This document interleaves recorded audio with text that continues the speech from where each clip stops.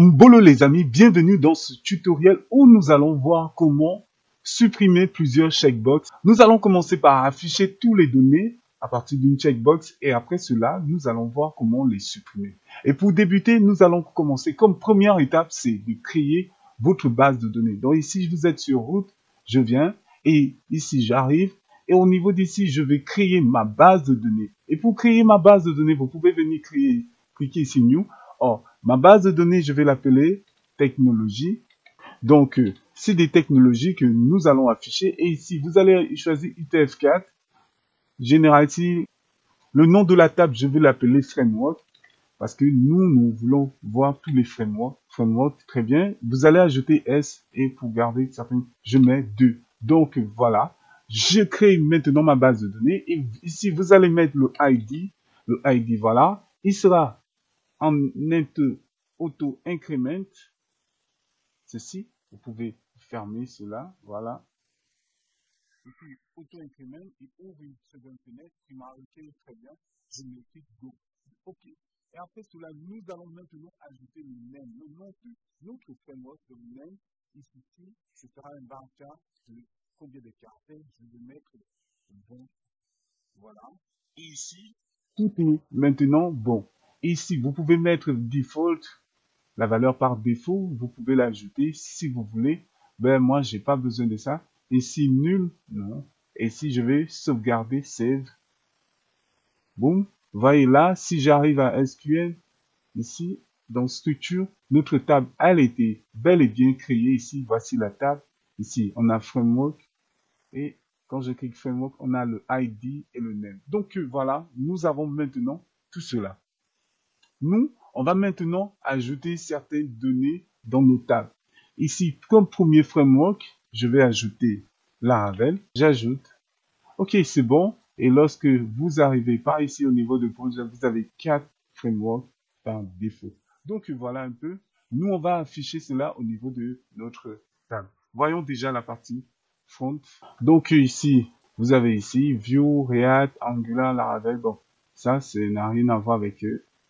Nous, on va déjà voir comment faire parce que c'est le design que j'ai par défaut. Ne vous inquiétez pas, je vous mettrai le lien pour avoir le design par défaut. Donc voilà, les technologies, tout ça là, c'est en anglais. On peut mettre technologie. La personne va, voilà, choisir sa techno. Et pour commencer, nous, la première des choses que nous allons faire, nous allons déjà nous connecter à notre base de données.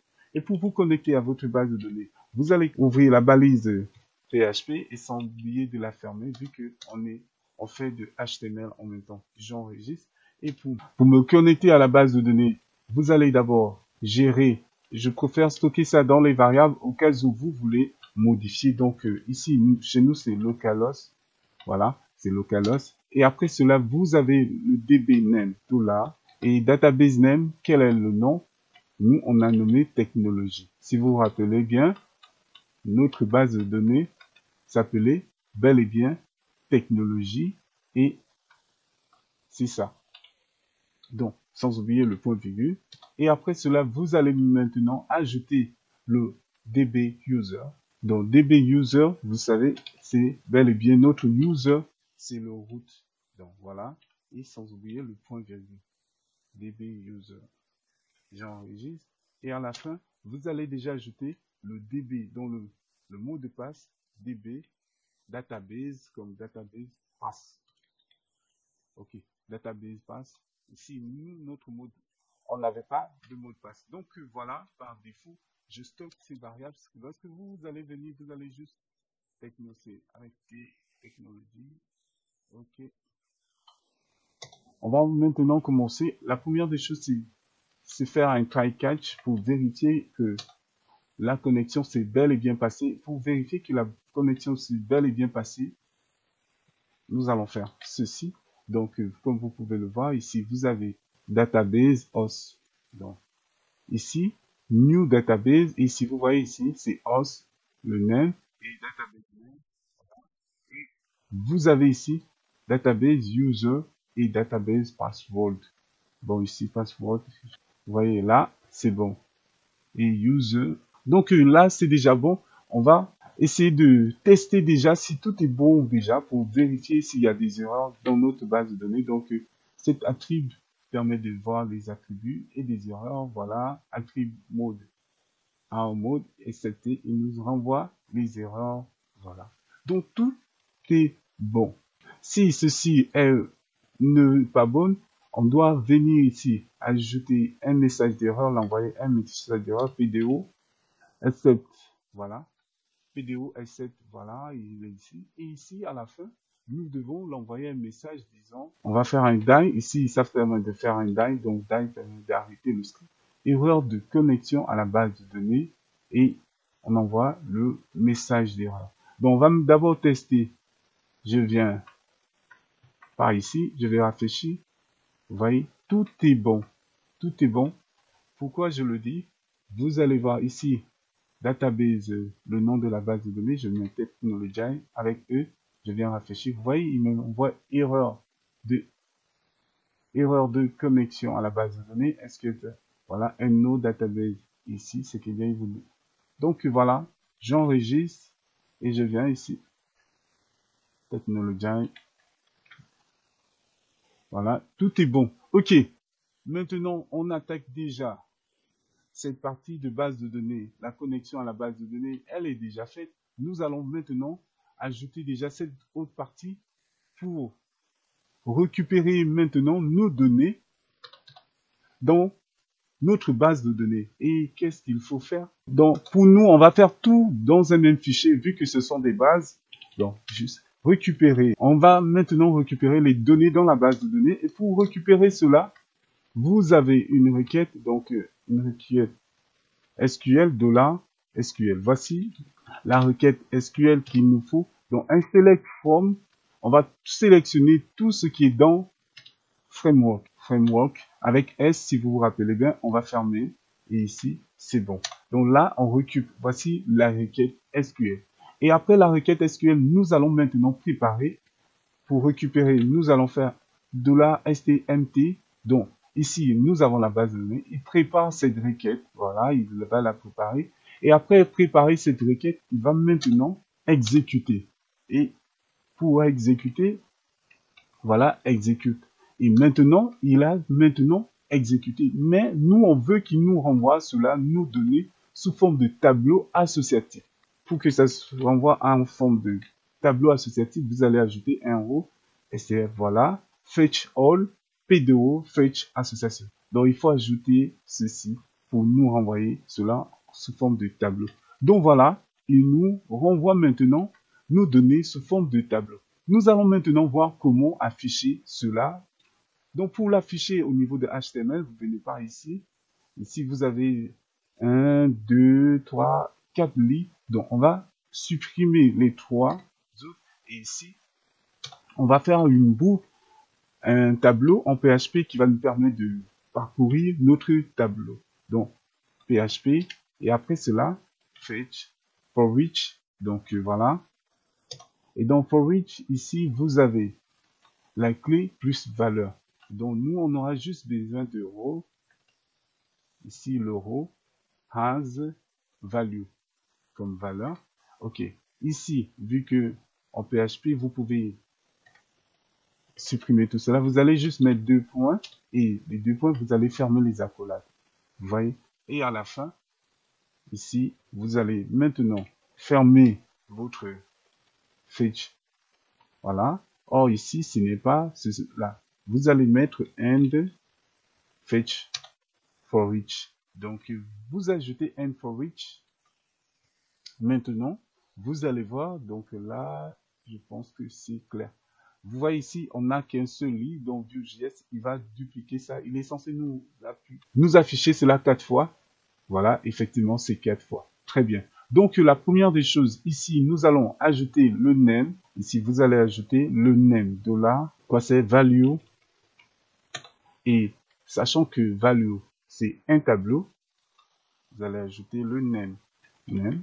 Vous voyez, là, j'enregistre et on va voir ce que ça nous donne. Vous voyez, Laravel, Vue, React, Slim. Vous voyez ici, très bien, les amis. Donc, on arrive maintenant à ajouter, à afficher nos données. Ici, vous allez vous rendre compte quand je clique ici, Slim. Il va afficher le deuxième. Quand je clique Laravel, tout est bon. Mais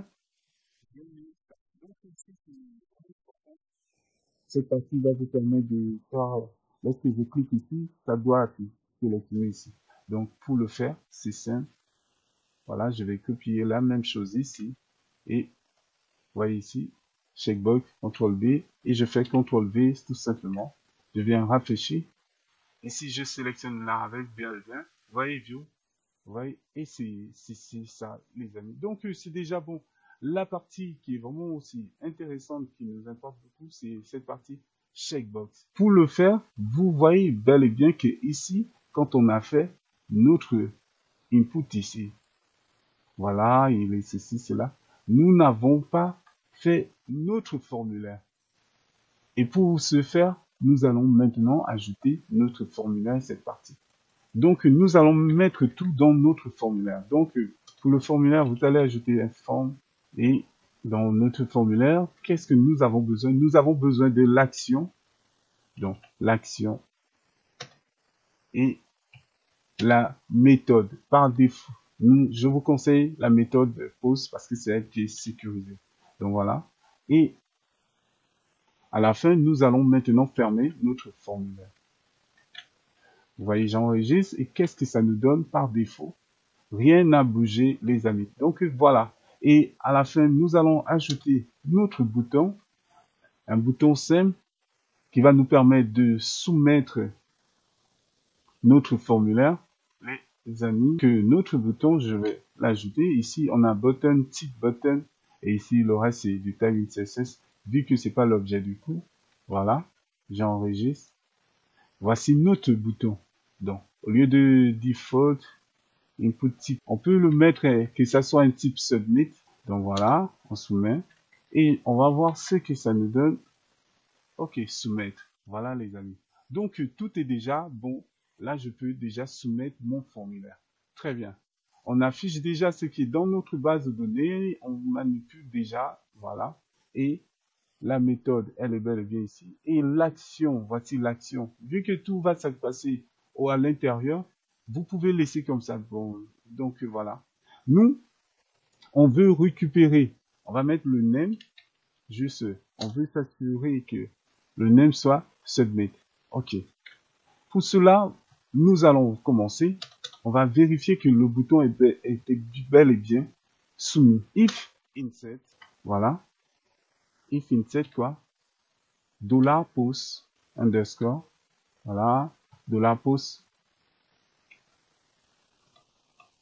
voilà. S'il a bel et bien soumis. Donc, lorsqu'il soumet, on peut déjà faire le reste des choses. Donc, voyez les amis.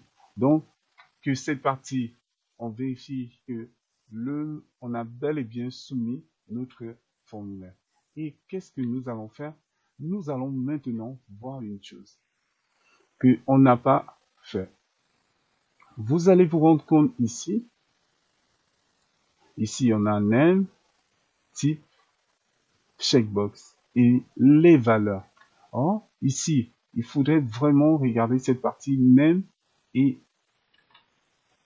ici le name. ID, ça c'est, on n'a pas besoin de cela. Le ID, ça c'est pour JavaScript. Mais le type ici, c'est checkbox et la value, donc la valeur qui sera envoyée au niveau de notre base de données.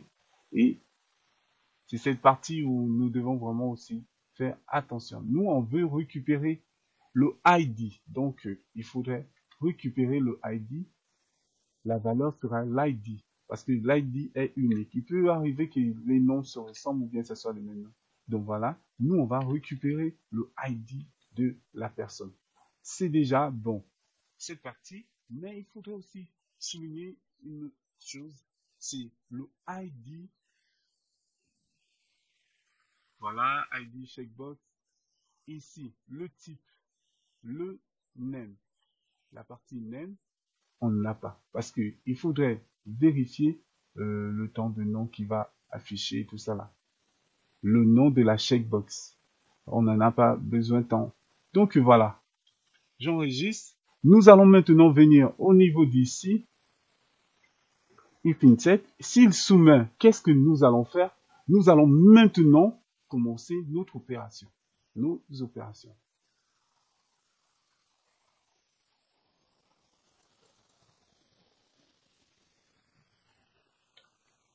Voilà, j'ai oublié, ici, cette partie, il manque le name, parce que le name va nous permettre de récupérer le nom. Donc, si on récupère le nom, c'est des checkbox. Ici, le nom, c'est plusieurs checkbox. Vu que c'est un tableau type checkbox, nous, on va récupérer ces checkbox sous forme de tableau. Pourquoi on le récupère ici? Si vous mettez comme ça, vu que ce sera plusieurs noms en même temps, il faudrait les récupérer comme un tableau. Vous mettez comme ça va vous permettre de récupérer plusieurs en même temps. Et au niveau de notre fichier PHP, vous allez maintenant commencer de la post checkbox. Donc, checkbox value. Les valeurs de la checkbox. Vous voyez, les amis. Donc, toutes ces valeurs, vous voyez ici. C'est ça qu'on récupère. Donc, on va maintenant vérifier ce que ça va nous donner. On va essayer de faire un die de notre checkbox, $checkbox. Et à la fin, sans oublier le point de vue. J'enregistre. Je viens par ici. Je viens rafraîchir. Et la ravel, je soumets. On me dit qu'il y a une erreur à la ligne 23. On me dit, oui, ah oui, c'est un tableau. Donc, je vais faire un var dump. Je vais rafraîchir. Hop. Vous voyez ici, il me donne quoi? Il me donne un string.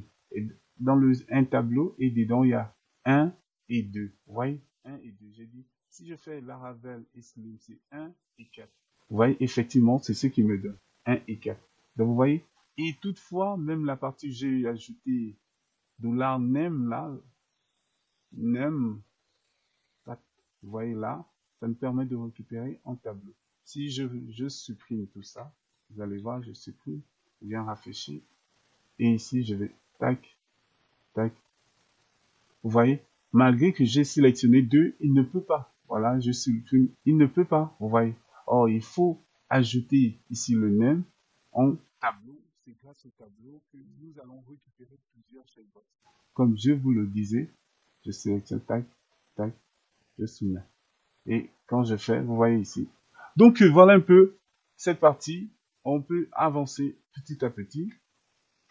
On va avancer. Et ici, nous allons maintenant faire une boucle qui va nous permettre de supprimer déjà plusieurs en même temps. Donc, pour faire la boucle, il ne faut pas oublier le fameux for each. Et dans for each, vous allez faire un check. Quelles sont les valeurs à supprimer? Et il faut d'abord rendre, parce que ce sont des integers, et ici, il donne ça en forme de tableau. Et dans ce tableau, il les met comme les strings, donc c'est-à-dire des chaînes de caractères.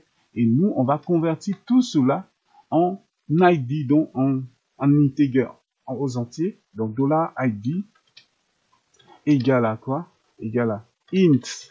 Donc, inval, il va prendre chaque valeur et il va les mettre en entier. Et là, c'est déjà bon. Donc, vous pouvez maintenant faire try catch pour tester si il va bel et bien supprimer. On va commencer. On prépare, on fait notre requête delete from framework, ID, donc le ID dans la base de données et celui qu'on va ajouter. Voilà. Et maintenant, on va déjà faire un prépare de la requête. On va maintenant préparer la requête en question. Donc voilà, il prépare notre requête. Voilà. Et après préparer notre requête, on va déjà faire un lien.